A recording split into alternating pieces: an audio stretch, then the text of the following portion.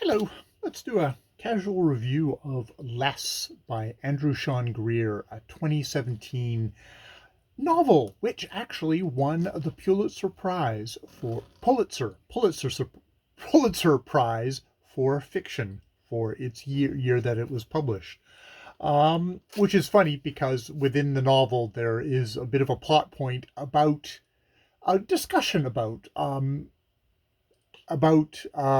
awards, and especially the Pulitzer actually comes up in the book. So yes, Arthur Less, a 50-year-old kind of middle list gay author, is finds out that his boyfriend is getting married and gets an invitation, and rather than accept that invitation, he goes on a worldwide jaunt of he basically all these kind of marginal literary events that are going on. He decides to say yes to all of them and constructs an itinerary that will take him literally around the world: Mexico, Italy, Germany, Morocco, India, and Japan, all in the effort to not be in the room that he dreads, which is the room where his ex boyfriend Freddie Palua is getting married.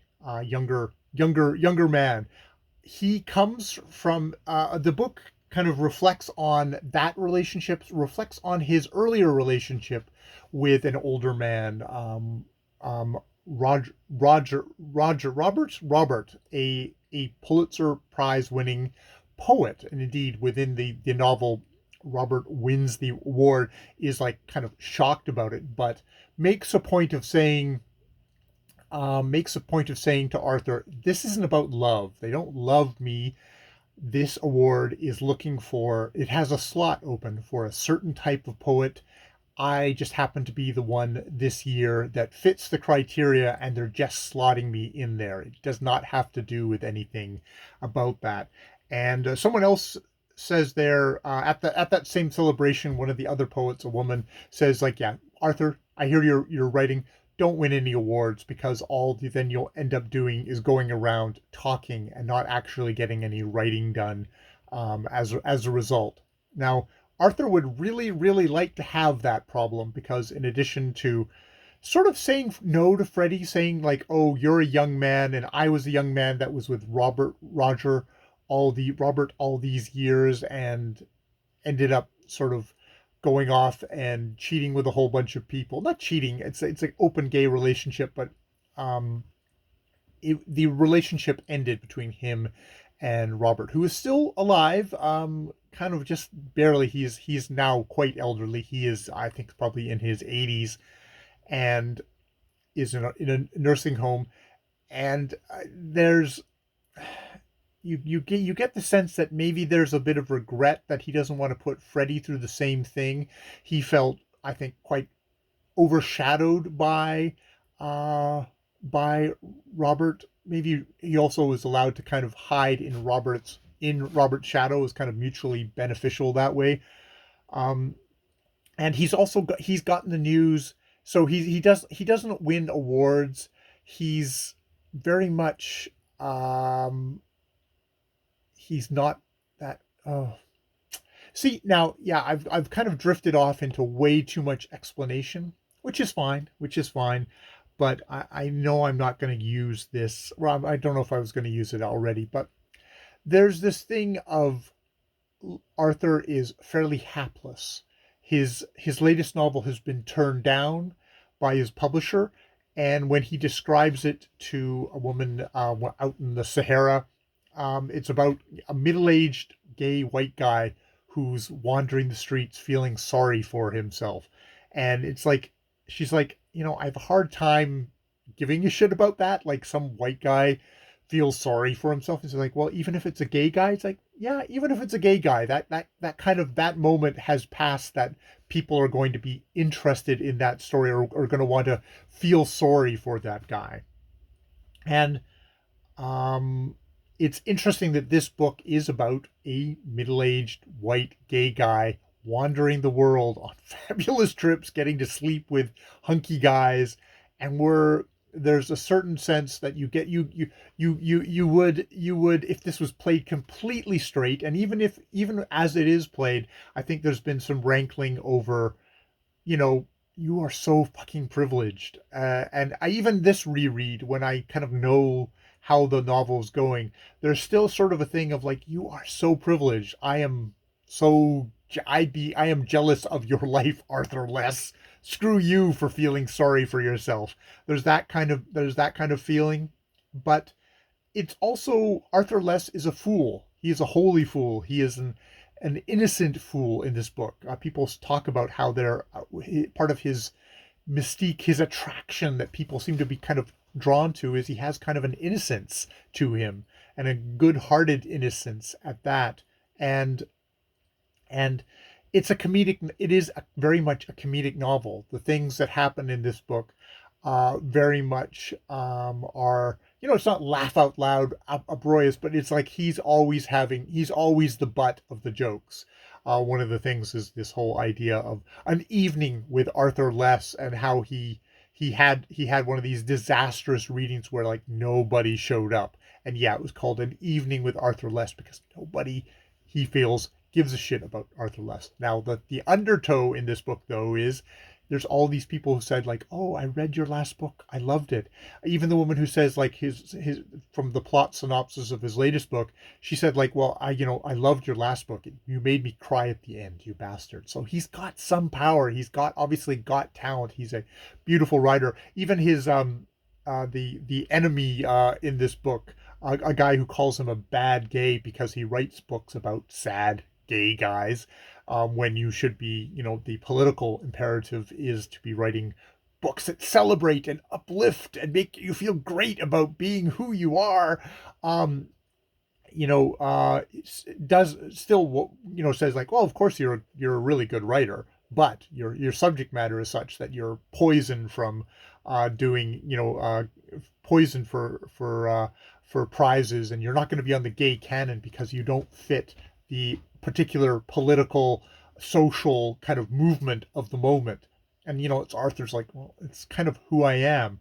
A part of this book is him sorting out who he is going to be going forward and what he actually wants. And also, there's just that as a cis white guy, um, there's that thing of like, well, how do you talk about your issues in a world that, yeah, we've heard a lot from white guys. We don't need to hear more from white guys.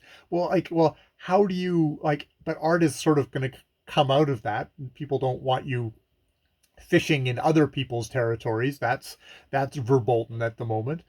So how do you make your way? How do you still have a voice? And this comedic turn of that Andrew Sean Greer goes here, still very melancholy, still sad, still slightly irritating with just kind of all the kind of travel porn in it.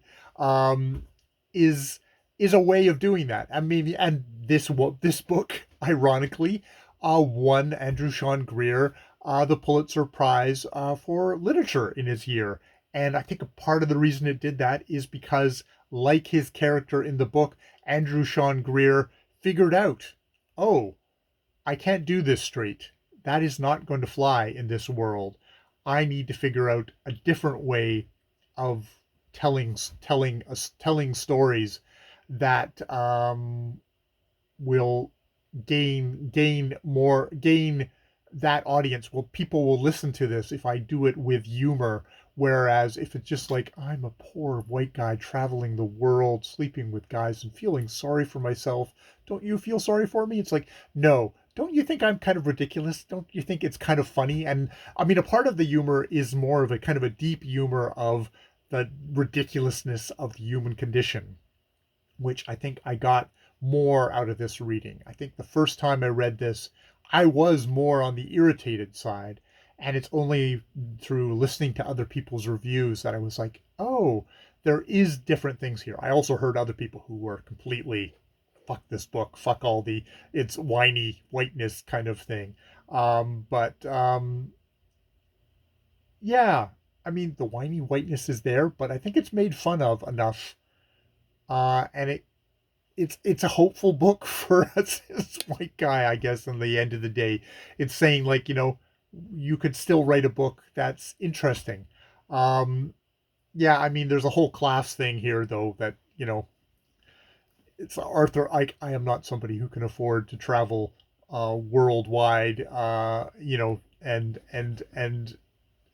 From that, and just like, or just have guys falling off, or women, or whatever, trip, wanting me in every port. That's beyond me. So there's a certain kind of level that this only works as a fantasy book for me. But yeah, I can see I went back after reading less. I went back and I read a couple of his other books. The Impossible Lives of Greta Wells, The Story of a Marriage. And I can see why this is the one that hit. Um, Interestingly enough, the two ones that I did read were Andrew Sean Greer writing from a female point of view, and this is the first one of his books. I don't know if maybe the other books are written in from a male point of view, but the other two were written in a female point of view, looking into the lives of gay men. Like they were major, that's how it was approached in those ones. Whereas this is much more a direct. It's actually Arthur Less that we're getting that point of view, and he said like, oh, he's aware enough that I need to turn this comedic to make it palatable. It would be interesting to try his. I don't know if it's the Max. What's it called? The Confessions of Max Tivioli. That sounds like it might be from a male point of view. I wonder if it is comedic or if that's where this book is a response from.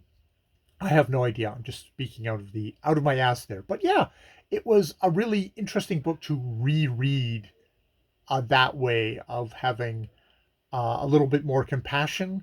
Maybe also being somebody who's like, okay, I've existed more online now. I was relatively new to kind of being kind of a little bit on social media through YouTube, and I'm a little bit more alive to like, oh yeah, what can you do? What which is like, it's again the harps are playing, but how do you not be a complete ass online as a white guy?